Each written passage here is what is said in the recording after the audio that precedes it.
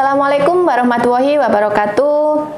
Anak-anakku, untuk kali ini kita akan membahas tentang buku pembantu utang. Nah, sama halnya dengan piutang, untuk utang sendiri itu juga ada buku pembantunya. Oke, untuk yang pertama soalnya sama kayak yang piutang dagang. Tetapi kita posisinya bukan lagi di PT Remaja, tapi posisinya kita di PT Dewasa. Jadi kita mempunyai perusahaan PT Dewasa. Oke, berikut ini adalah informasi pada PT Dewasa selama bulan September. Oke, untuk yang pertama, tanggal 1 September, saldo utang pada PT Remaja sebesar 10 juta.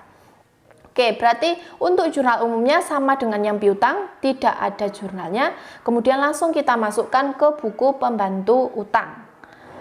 Oke, untuk buku pembantu utang sendiri itu sama persis dengan buku pembantu utang, piutang. Oke ya, jadi untuk kopnya kita menggunakan kop PT Dewasa, karena perusahaan kita adalah perusahaan PT Dewasa.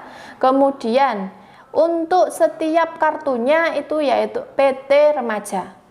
Oke, yang pertama tanggal 1 September keterangannya yaitu saldo, kemudian utang bertambah di kredit, maka untuk saldonya kalian letakkan di kredit. Kemudian yang tanggal 3 September PT Dewasa melakukan pembelian secara kredit kepada PT Remaja senilai 16 juta. Syarat pembayarannya 2/10 M/30. Maka kita masuk ke jurnal umumnya dulu, yaitu tanggalnya tanggal 3 September.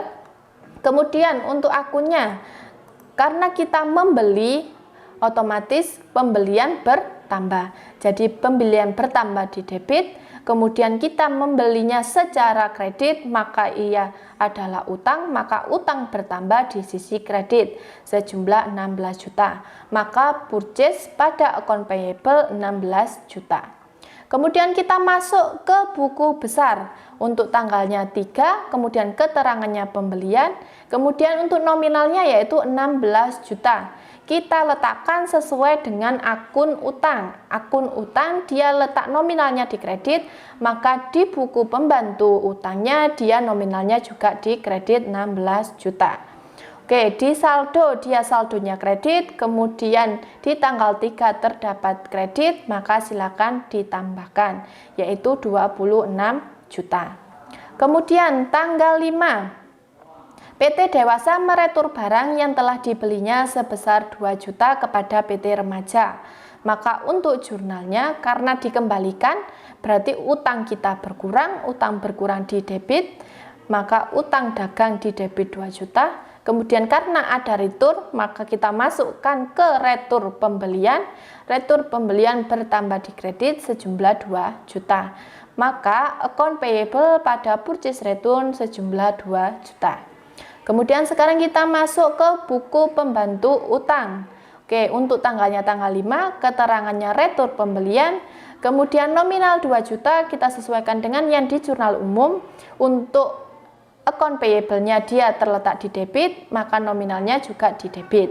Maka saldonya, karena saldo sebelumnya kredit, kemudian ada nominal di debit, maka silakan diselisihkan. Hasilnya 24 juta berada di kredit. Kemudian tanggal 8 PT Dewasa melunasi utangnya kepada PT Remaja. Kita masuk ke jurnal umumnya dulu. Oke, kita harus tahu hutang kita kepada PT Remaja itu berapa.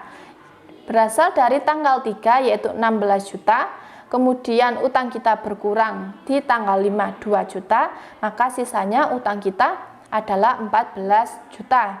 Karena 14 juta ini kita lunasi, maka utang kita berkurang. Utang berkurang di sisi debit, maka silakan letakkan utang dagang di sisi debit sejumlah 14 juta. Kemudian kita juga mendapatkan diskon karena kita melunasi kurang dari 10 hari. Dan diskon kita adalah 2%. 2% itu dari utang kita, bukan dari pembelian kita di tanggal 3. Jadi 14 juta dikali 2% sama dengan 280.000. Jadi letakkan diskon pembelian di kredit sejumlah 280.000. Oke, untuk kasnya yang kita bayarkan otomatis bukan 14 juta, tapi selisih dari 14 juta dengan diskon pembelian, yaitu 13.750.000. Jadi account payable-nya di debit 14 juta, purchase diskonnya di kredit 280.000, dan cash di kredit 13.720.000. Nah, sekarang jangan lupa masuk ke buku pembantu utang. Tanggalnya tanggal 8, keterangannya yaitu pembayaran, kemudian nominalnya 14 juta, sesuai dengan utang dagang kita yang ada di jurnal umum. Nah, letaknya itu ada di debit 14 juta. Maka saldonya kita akan berkurang jadi 10 juta. Oke, jadi pada intinya kartu pembantu piutang dan kartu pembantu utang itu sama. Tergantung dari peletakan sisi kredit maupun debitnya sesuai dengan piutang maupun utang yang ada di jurnal umum. Oke, untuk lebih jelasnya silakan kalian kerjakan soal di website e-learning. Selamat mengerjakan. Wassalamualaikum warahmatullahi wabarakatuh.